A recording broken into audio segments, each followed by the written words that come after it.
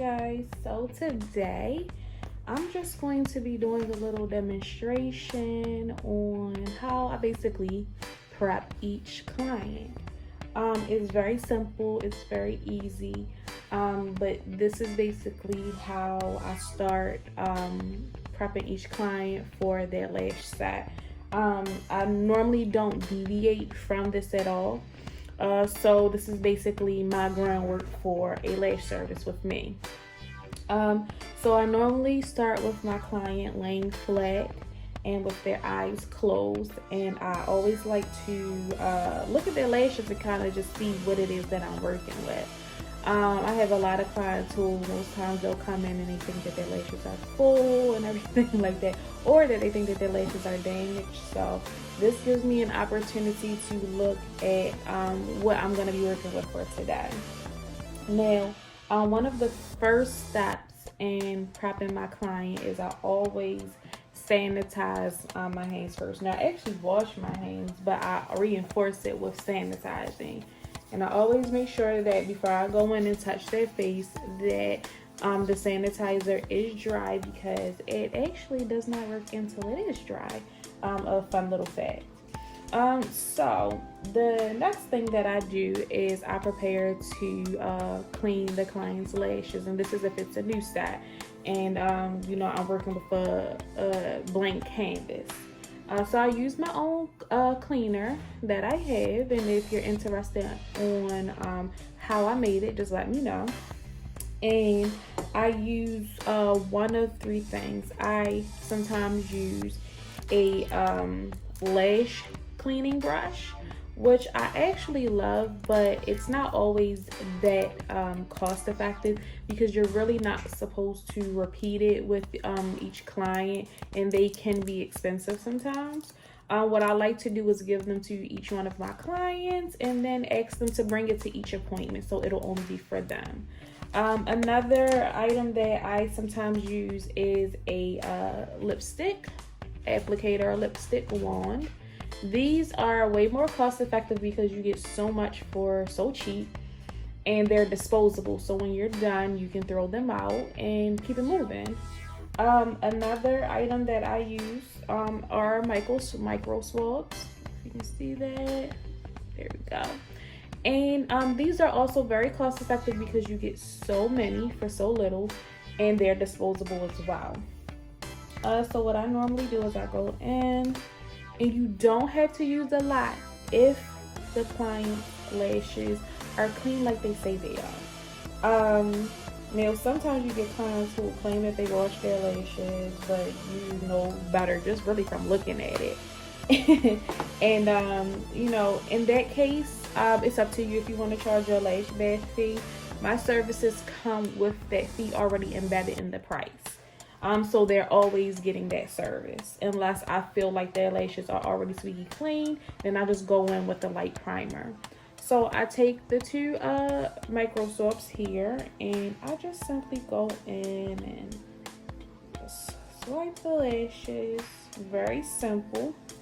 And I normally take the micro swabs and put them on either side of the lashes, and I just go ahead and rub them up the shaft. Or down the shaft of the lashes. That way that if there's any oil, any dirt, any debris, any makeup, I'm just gently sliding it off the lashes. And this part of the lash service, I find is actually surprising to my clients, because I'm finding that a lot of lash techs in my area, they don't do this part, which is very, very weird, because why would you not want to start with a blank canvas to work with?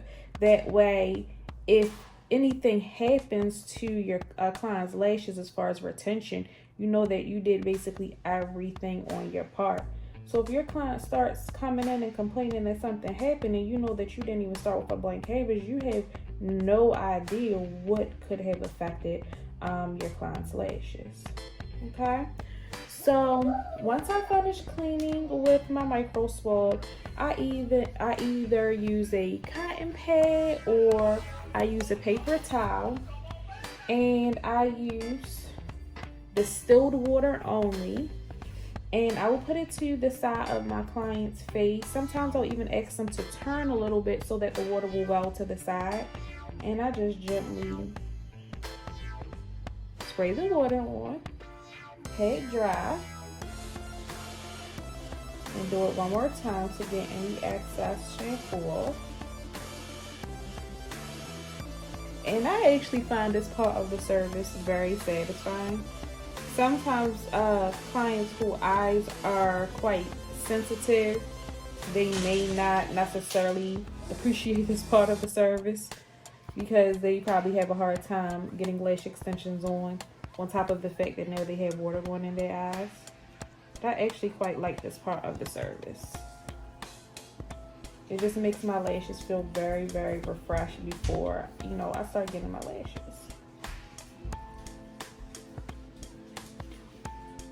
Okay, so once I finish wiping off the lash shampoo, I normally like to go in with my mascara wand and my fan and just go in and gently brush out my lashes and kind of fluff them out a little bit and dry them up really, really good before I go in and start applying lashes.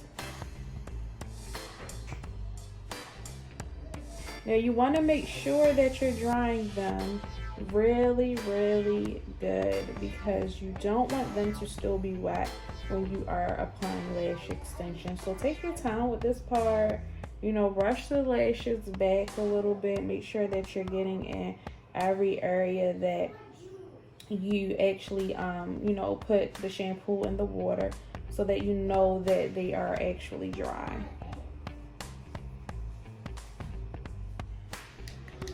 Now, after I've dried my client's lashes really well, I will now take down the bottom lashes. Now, I've been lashing for almost 5 years at this point, and this probably is, I want to say, probably one of the hardest or maybe the most difficult things that I have dealt with thus far. For me, it's more of a vantage point thing. As much as I tower over a person, it's still sometimes hard to actually see every nook and cranny in there. But, I do try my best. And, we all have weaknesses and stuff, but it's just how you troubleshoot the issue when it happens and, try to do better next time. So I'm just going to go into basically how I tape the bottom. So I use one of two things. I either use my eye patch or micro pore tape. Now you can get this at your local pharmacy. You can get it at Walmart, Target. You can pretty much get this anywhere. This is very heavy duty. I love this tape. Most times when I use this, my clients' bottom lashes never budge at all. Now with that being said, it does get very tacky, so just be very careful when you are removing this tape. Now I do also use the patch as well. I love this brand, and I actually got these from Amazon, and I'll put the the link below. The only issue that I have with eye pads just in general is that they normally will have some type of substance on them, of course, to help them stick. The issue sometimes is that they can slide throughout the service. And you really don't want your tape or your patches to slide because it can irritate your client's eyes in the outer corner. And it can also sometimes slide up, and it can rub up against your client's eye, and it can scratch it, which can be very painful to your client. Now, even though it heals on its own after a few days, in the meantime, while it's happening, it can be very uncomfortable and painful for your clients. So, me personally, I use both. So, what I like to do is I like to tell my clients to open their eyes and look up towards me. Clearly, that's not going to happen in this video. But what I do is I will put the iPad right under, and I try not to go too far in the inner corner with it because, like I said, sometimes iPads have a tendency to slide, and what I don't want to have happen is it slide up and kind of push the inner corner lashes up. Because sometimes those lashes will push up, or sometimes they'll slide underneath the pad and you lose them and you can't lash them. And then what I do with the tape is I take off a piece like that. Then I separate it, make them into two, and then I will put one piece right here. And I do this as a reinforcement, and then another piece right here. Now with the micro pore tape, you can kind of go a little bit more in the inner corners because the tape doesn't move. So it normally doesn't push up your inner corner lashes at all. And I just do it just like that. You don't have to make the tape as long as I did. Me personally, I do like it this way because it provides a little bit more security, but you don't have to. Now, when you're placing your iPad, make sure you're not doing it directly on your client's waterline. You want to make sure that you're doing it under the waterline. And then the same thing for the tape. You do not want it on the client's waterline whatsoever. And I mean, it is a mannequin, so clearly you're not going to be able to get the full effect, but it's definitely very secure. Okay. So now a lot of people, and this is just really your personal preference, a lot of people then will go in with primer. I use primer depending on the client. So if my client has oily skin, and I think it's to the point that it may affect the client's lashes, then what I normally do is I'll spray the primer on my micro swab, and I'll go in and I'll do like the same motion that I did when I was washing the lashes. I'll just go ahead and rub the primer up the shaft of the natural lash.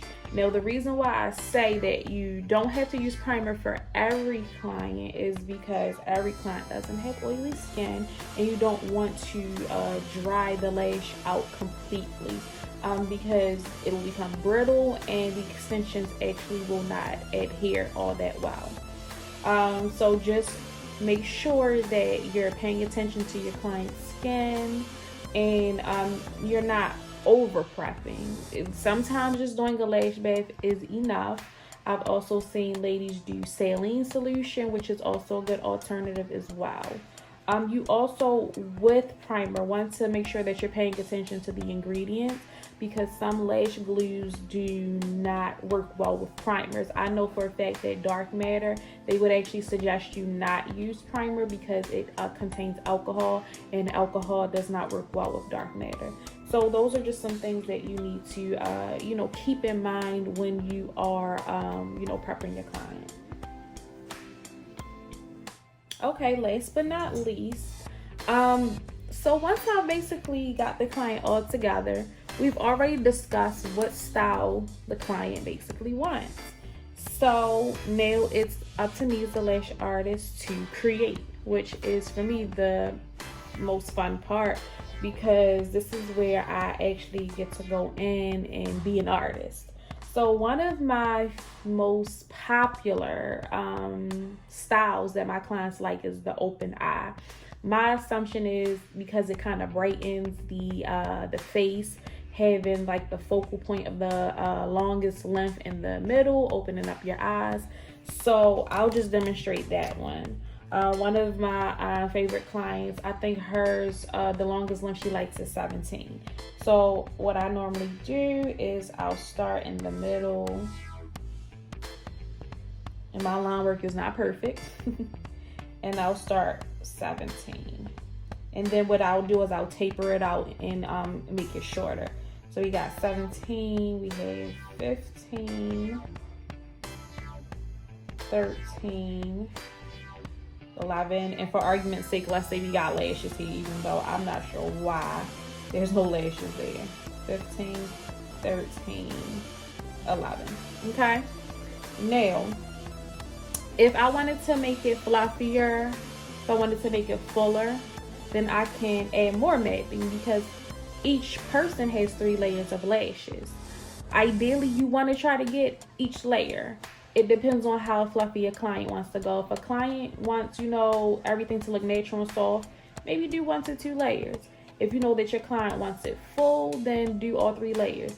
My goal is always to lash all 3 layers, because as they shed, the more layers that you lash, it'll be less noticeable as they start to shed. If you're not making an attempt to lash each layer, once their lashes start to shed, they'll notice quicker, and they'll be like, you know, I have no lashes left, like what's going on? So what I normally do is, I don't know if you would call it 2 different mappings, but what I'll do is I'll do a different mapping for different layers. So right here I have 17 is my longest. So what I'll do for another layer is I'll do 15, I'll do 2 down, and then I'll do the follow that all the way through. So 15, so I'll do 13, 13, 11, 9, and then 13, 11, 9. So normally what I do is for the first 2 layers, I'll do the bottom mapping, because shorter lashes actually make the set look fuller. And then the 3rd layer is where I'll do the longer lengths to actually give the length to the client that she actually likes. And it will turn out full, it'll turn out beautiful. And then as it starts to shed, the client might be able to go a little longer because you made an attempt to do all 3 layers. So that's just a tip. Again, you can always lash, you know, how it is, how you would like to. However, that's normally my thinking when I actually go in and start lashing. So that is it for today, guys. Thank you so much for watching my video. If you enjoyed it, please like, comment, and subscribe. And I will see you guys in the next video.